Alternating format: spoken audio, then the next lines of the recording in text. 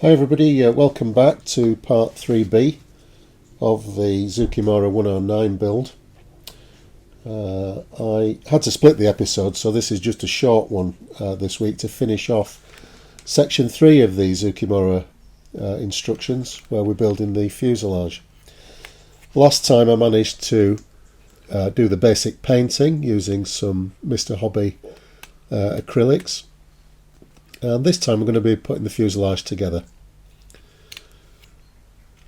So just unpacking all that for the moment. You can see the base paint on there on the interior. That's RLM02 Mr. Hobby. And just dismantling it now, ready to get some of the washes and detail painting done. So with a gloss coat I'm able to put on a pin wash, and I'm using the usual enamel wash. This is from MIG, it's MIG Starship wash. It's a nice dark brown, good for dark green or light green interiors.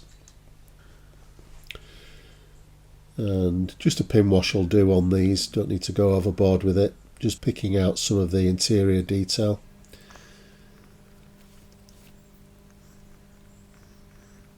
There's actually very little of this that you can see once the model is built, but Zoukei Mura do provide full interior detail, and you'd have to open the fuselage and cut it to really show everything that Zoukei Mura provide. But I'm building this straight from the box, so I'm not going to be doing that. This brown wash is really nice. And because it's an enamel wash, it's not going to harm the acrylic base coats. Just picking out some of the detail on the fuselage bulkheads or frames. Some nice detail on those in the kit. And I'll let this dry for 24 hours just to make sure it's fully dry. Some people remove wash fairly quickly, but I find that removes the majority of it. You just wick the wet paint or wet wash up into the cotton bud or whatever you're using to remove it. So leaving it to dry, you really get it to stay in the detail. Going on to some detail painting now, back onto the RLM02 to paint some of the mounting frames. In this case it's for the oxygen bottles, which I've painted in Tamiya lacquer pure blue. All the oxygen equipment on Luftwaffe aircraft, or the majority of them, was painted in blue. It was identifier for oxygen equipment. So just carefully picking those out. And this is Tamiya's lacquer semi-gloss black for the radio equipment. Zoukei Mura call out RLM66 for these, which is a dark grey obviously for the cockpit. But because I'm using a dry brush on this later on in a lighter grey, it'll give the overall effect that you would have from RLM66 anyway, so that's why I'm using a base coat of pure black. Goes on really nicely. You can thin it with some lacquer thinners, some levelling thinners if you want. This is the water methanol tank, and I'm masking this off, but really it's invisible seeing this. If you build this kit straight from the box as intended, you're not going to be able to see any of this. It would be interesting actually, with the amount of detail that Zoukei Mura provide, to, as I said, open one of the sides of the fuselage up and add even more detail. You could add all the pipe work for that water methanol system and the oxygen system. You could add the wiring for the radio gear, and obviously the control cables on the inside of the fuselage going down to the rudder and elevators. but I chose not to in this occasion. As I said, just building it from the box. You have to be careful removing the wash from these parts. They are very fragile. You'll know from previous episodes where I've already broken one or two parts how fragile the Zoukei Mura plastic is and how in scale the parts are, so they're very easily broken. You need to take care with them. Going on to a dry brush, this is just RLM02, lightened with a little bit of white, just enough to pop out the edges of all this detail on the inside of the fuselage. I'm using this port fuselage really as a bit of practice because you can't see any of it when it's assembled, but you can on the starboard side. Obviously we've got the radio hatch where you can see into the radio equipment. There's the hatch there. So just checking the position of that, and I'm making sure that the area on the starboard fuselage is properly weathered. Just going back to some of the frames. This is the master compass on frame 6, and I'm picking that out with some Tamiya lacquer paint. This is their gloss aluminium. It's really nice paint to use for brush painting. It goes on really smooth. There's no trace of any metallic flake in it. They also do a matte aluminium, which is nice as well, but I wanted a bit of shine to this, so I'm using the gloss variety. You can see how nicely it goes on.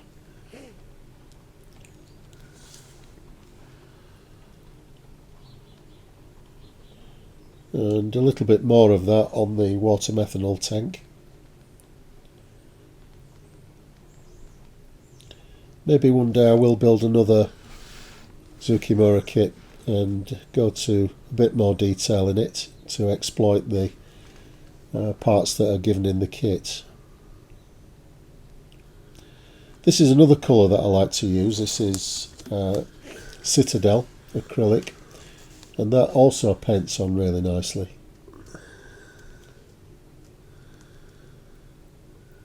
The water methanol tank, the fit to the fuselage frame is a little bit fragile, let's say, a bit awkward, and you've got to sandwich the frame for the oxygen bottles as well on the same frame, so it takes a little bit of getting together. You can see I'm struggling a little bit there with it.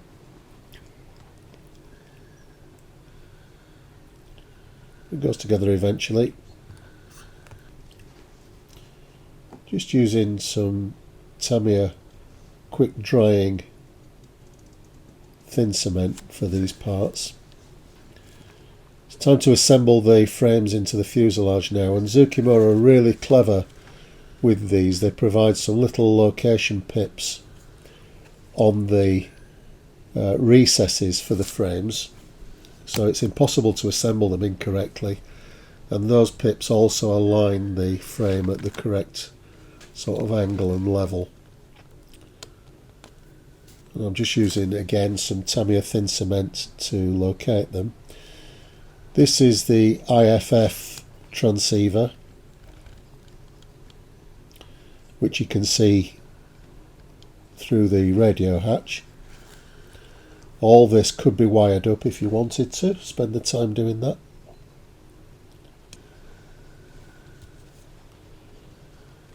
And pop each frame in order.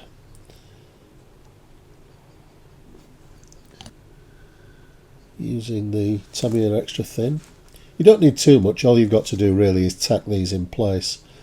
The grooves on the fuselage will hold them in position. There's no chance of them falling out once the fuselage halves are joined. So that spot of glue just tacks them in at the top and the bottom.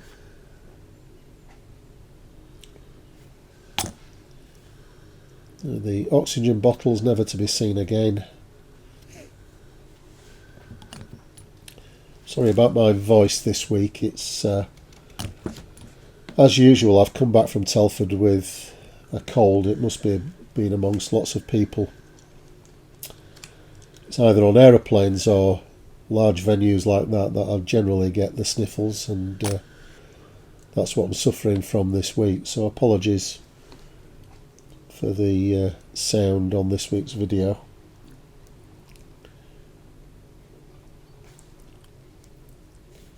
That's the radio hatch frame going in, and this is a really important step to get the fuselage floor located snugly into the groove on the inside of the fuselage half. If you don't do that, the fuselage isn't going to join properly, so it's worth making sure that that's properly located. Just clearing up the paint from the joins on the fuselage, ready for bringing them together.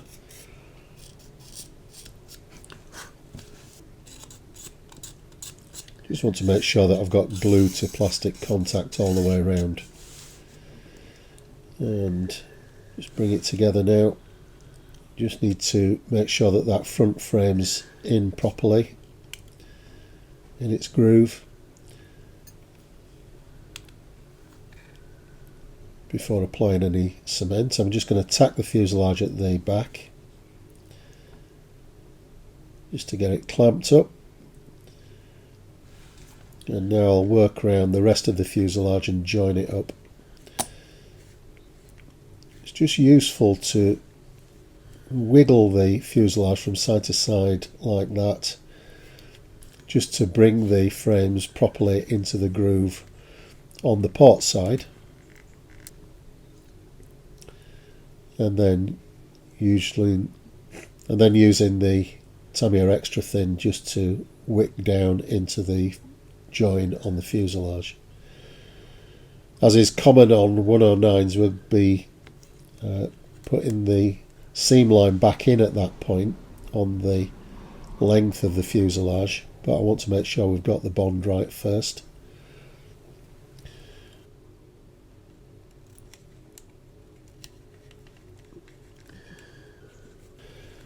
Just one thing to be aware of if you're using extra thin on fuselage joins like this and you're using tape, is to make sure that you're applying the glue away from the tape, because it can wick underneath the tape and mar the fuselage sides if you're not careful, if you get too close with the extra thin cement. Just buttoning up the front there on the bulkhead. This is the Mark 108 30mm cannon. The Mark 108 was what distinguished the U4 variant from others. It was an uprated cannon.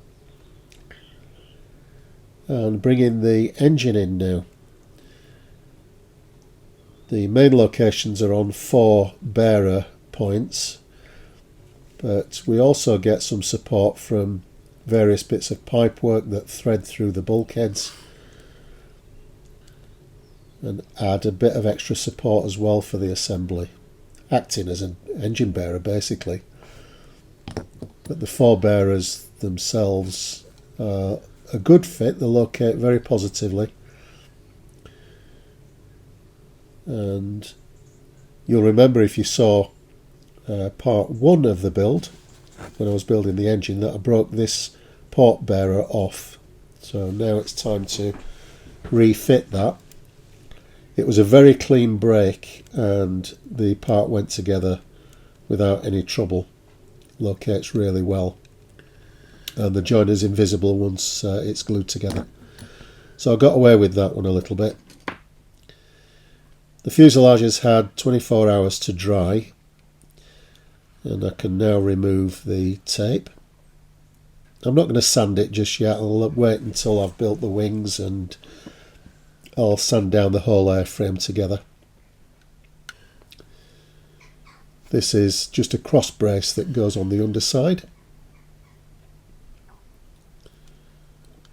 and locates onto the mounting for the undercarriage leg. I'm just testing the belly plate here because Alan, who kindly donated this kit for building on the channel, one of my patrons and who's building the kit along with me, reported to me that he'd had some problem with the fit of the underplate.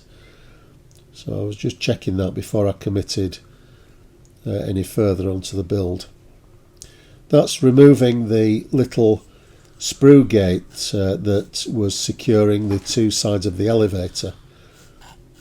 Now that it's all secure, I can remove that, clean it up and fit the horizontal stabilizer.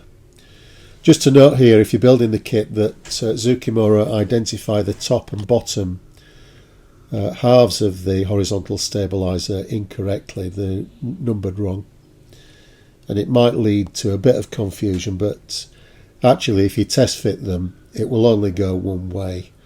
The broad base goes at the bottom and the narrower at the top there. So it's pretty obvious, but it's just don't follow the instructions at that point, you'll get them wrong way around. The fin isn't a brilliant fit. You can see here a gap just there on the port side particularly, but we'll deal with that in a moment. Just making sure that the horizontal stabilizer and the fin are aligned properly. The tail wheel's a simple affair, just two halves, and I've masked that off with some ready die cut masking sheet. I'll give you the references for those in the description. They're handy to have to save you cutting out your own circular masks. So I used some Mr. Surfacer to fill in that nasty join on the base of the fin. This is Mr. Surfacer 500 and removed with Mr. Hobby thinners. And fitting the rudder. It's a nice positive fit. You could deflect this very easily just to add a little bit more interest, but just remember to deflect the control column at the same direction if you're going to do that. Nice positive fit. As is the undercarriage legs. It seems a bit strange building the undercarriage at this stage on assembly, but that's what Zoukei Mura asked us to do, so that's what I'm doing. Nice positive location, and the construction of the kit, or the design of the kit, is really clever, so that you make sure that you get the geometry of the 109 undercarriage properly set up. So it's a forward rake and quite an outward splay of the undercarriage, and the engineering, as I said, makes sure that you achieve that. You can see there in that shot what an unusual angle the undercarriage sits at.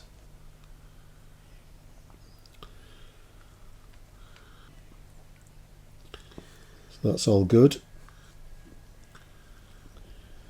Zoukei Mura advises to leave the undercarriage legs to set supported, so there's no weight on those at the moment, so that's what I'm doing. Just leave it overnight, make sure that glue's set up. So that's all done, and after step 3 that's what you should be left with, a completed 109 fuselage. So I'm happy with how that's turned out. Just to protect that work, what I'm doing now is just folding up a coffee stirrer, a wooden coffee stirrer, and that's just to protect the very delicate and in-scale radio mast on top of the fin. It would be easy to catch that and distort it, so that brace there is just going to cover that up and avoid catching the aerial mast. Because we've no wheels on this yet, I'm also protecting the base of the undercarriage legs with a bit of tape. That's just to prevent the paint rubbing off. It's surprising how moving the model around on the bench over time can wear paint away. So that's just going to protect it for the next phase of the build. As I said, part 4 coming up in the next few days. Okay, so that's the third stage of the Zoukei Mura instructions completed. We've got a completed fuselage, and as I said, next time I'll be building the wings in section 4 and in part 4 of the build series, and at the end of that hopefully we'll have a completed airframe. So that'll be coming up pretty soon. For those of you that have been following the Bismarck build and been wondering what's happened to it, it's been nearly a month now since I published an update. And that's because I've been away on holiday, and obviously preparing for Telford last week has got in the way a little bit. But I have got back to it this week, and I've been building the funnel assembly, but I thought I was going to be able to get something out more or less at the same time as the 109, but it's been a bit more complicated than I thought. The funnel cap particularly is quite a complicated structure from photo etch and turn brass, so I'm still working on that, but hopefully in the next couple of days I'll have finished it. And I think we're on part 20 of the Bismarck build series, so that'll be coming up pretty soon. But that's it for the 109 for this particular episode. If you make sure that your notifications are switched on, you'll get to know when either or both videos come out. And just to say that for those of you that I met at Telford last week, it was great to see everybody, put some faces to names, and it was a really nice weekend, particularly on the club stand with IPMS North Riding. So I'll get on with both builds over the next few days. In the meantime, everybody, look after yourselves, stay safe, and I'll see you next time. Bye for now.